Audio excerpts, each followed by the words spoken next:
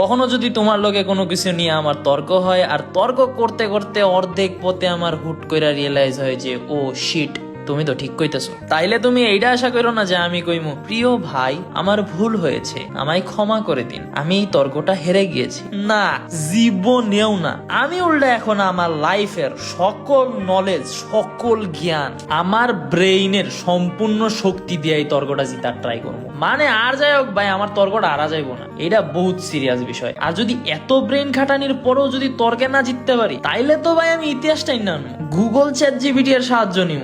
গুগলও যদি আমারে সাথ না দেয়, তাইলে গুগলও ভুল, গুগলের মাইরে বাপ, গুগলের সার্ভার নষ্ট। মানে যেমনি হোক আমার তর্কটা জিতাই লাগবো, যতক্ষণ না তুমি বিরক্ত হইয়া কইবা বাপ আমারে মাফ কইরা দে, তুই রাইট। মানে আর যাই হোক তর্কে হারা যাইবো না।